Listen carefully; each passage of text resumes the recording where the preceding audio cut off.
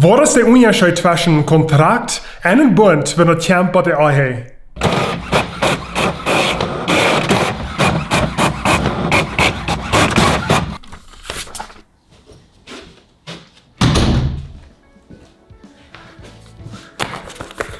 Meeste van ons in ons leven hebben een contract onderschreven.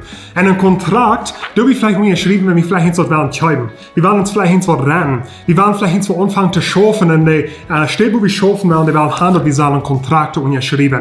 Und das interessante Ding von einem Kontrakt ist, ein Kontrakt ist die Büte am meisten truen. Wir vertrauen die andere Person nicht 100% nach. So, wir wollen das durchschreiben, die werden unterschrieben, und wenn ja dann nicht den seine Part wird holen, dann ist der Kontrakt zu nichts, und dann kann er mich selbst beschützen. So dass sie Grund am meisten vertrauen, um uns selbst beschützen. Wenn ja eine Person vielleicht von mir rennen will, und wir haben durchgeschrieben, dass die Wort so und so auf diese Stab planen. Und die helfen nicht, dann kann ich sagen, no, wir haben das unterschrieben, du kannst nicht mal von mir rennen, und das ist ein Weg, zu mich beschützen, wenn die vertrauen die andere Person nicht 100% nach.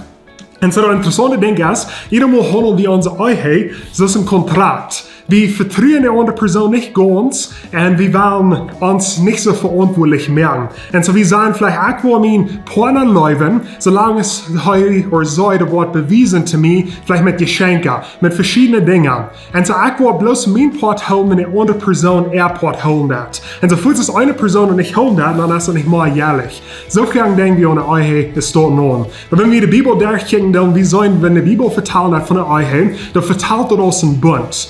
Ein Bund und ein Kontrakt sind 100% verschieden. Ein Bund ist gegründet auf ein Vertrauen, auf ein Versprechen. Und so ein Kontrakt ist gegründet auf ein Misstrauen. Ein Bund ist gegründet auf ein Versprechen. Ich habe mein Versprechen, wo ich will holen und don't want. Und ein Bund, das nimmt Verantwortung ab. Und so, dann merkt man seine Verantwortung gerade an. Ein Kontrakt merkt unsere Verantwortung klar an. Und so, das sind 100% verschieden.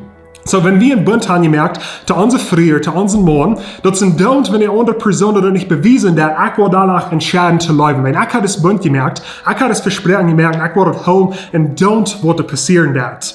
Und ein interessantes Ding ist, Jesus und Gott, die merken Bunds mit uns. In Lukas Kapitel 22 sagt Jesus das, Gerud so neum Hauk das Unkas, und der Köffel an Sehen. Der Köffel ist ein nie Bund, und mein Blut, das verjühnt für gut ist. So, Jesus merkt hier ein Bund, dass der Blut wird heute eingehen wird, dass dort wird jährlich sind, um unseren Sinn ganz reinwaschen, dass wir ein ewiges Leben haben. Und das ist ein Bund, und don't wird wieder mit tun, und don't wird wieder annehmen nicht, Jesus hat das Bund gemerkt. Gott merkt ein Bund, dass heute wird uns leben und don't wird. Wir don't singen gegen Gott, wir don't uns reden dran um Gott, und danach hat Gott uns leben, wenn wir haben einen Bund gemerkt. Und das ist die Einstellung, die wir sollen haben, wenn wir Tempo der Ehe.